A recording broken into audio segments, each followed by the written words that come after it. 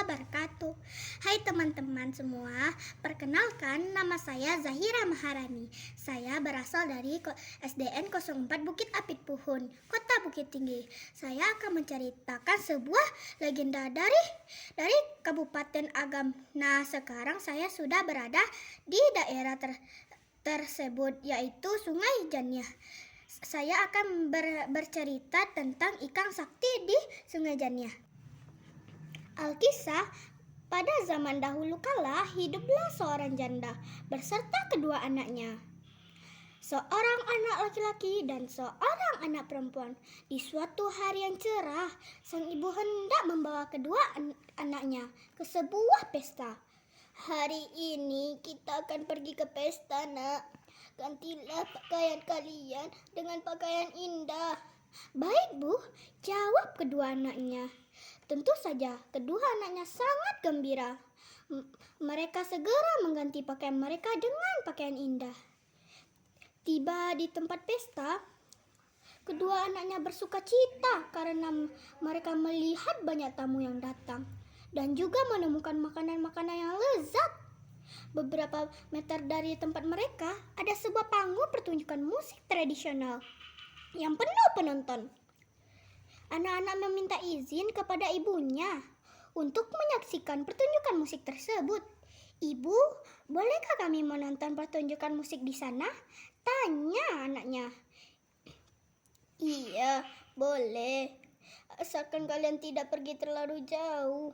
Banyak orang penuh sesak, nanti ibu susah mencari kalian." Ibu membolehkannya, tetapi ibu berpesan agar anaknya tidak pergi jauh-jauh. Kedua anaknya segera berlari ke arah panggung pertunjukan musik diadakan. Awalnya mereka gembira menikmati musik. Di tengah keramaian, lambat laut mereka pun mulai bosan. Akhirnya keduanya pergi jalan-jalan di sekitar panggung pertunjukan. Mereka lupa akan pesan ibunya agar tidak pergi terlalu jauh.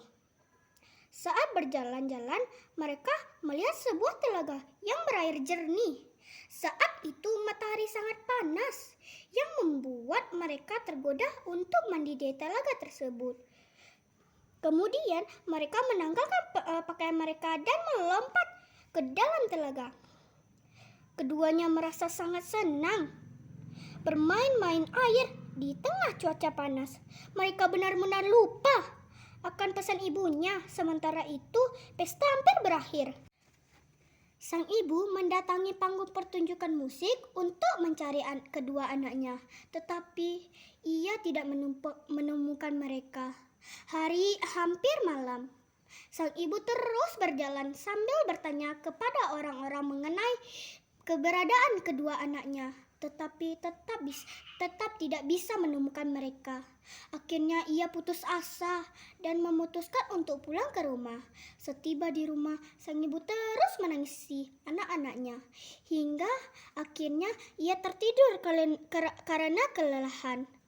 Di dalam tidurnya ia bermimpi bertemu dengan seorang wanita tua. Wanita tua tersebut mengatakan bahwa kedua anaknya berada di sebuah kolam berair jernih di dekat lokasi pesta.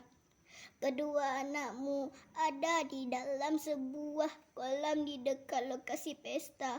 Jika engkau ingin bertemu mereka, lemparkanlah beras ke dalam kolam, maka kedua anakmu akan muncul," kata si wanita tua.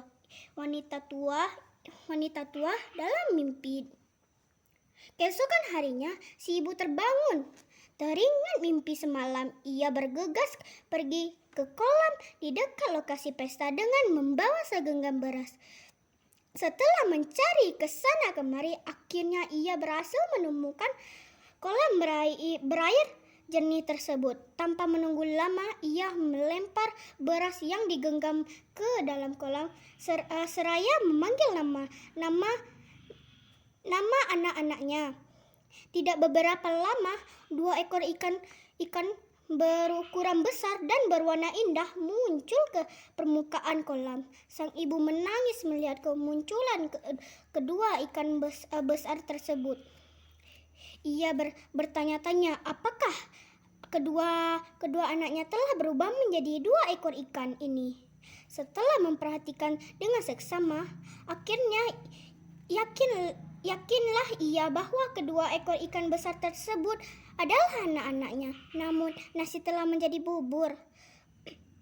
Apa yang terjadi dengan kalian, nak? Kenapa kalian berubah menjadi ikan? Ibu sangat sayang dengan kalian. Kenapa kalian tidak mematuhi pesan ibu agar jangan pergi jauh-jauh? Sang ibu menangis. Mendengar tangisan si ibu, penduduk desa pun berdatangan. Setelah mendengar penjelasan si ibu,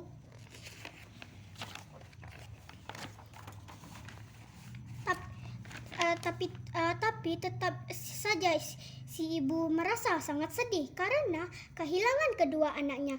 Sekarang desa di mana kolam tersebut berada disebut desa Sungai Jernih atau Sungai Jernih. Sementara kolam jernih tersebut sering didatangi banyak orang karena dianggap tempat suci. Pesannya agar kita tidak melanggar nasihat ibu agar hidup kita selamat di dunia dan di akhirat. Terima kasih. Assalamualaikum warahmatullahi wabarakatuh.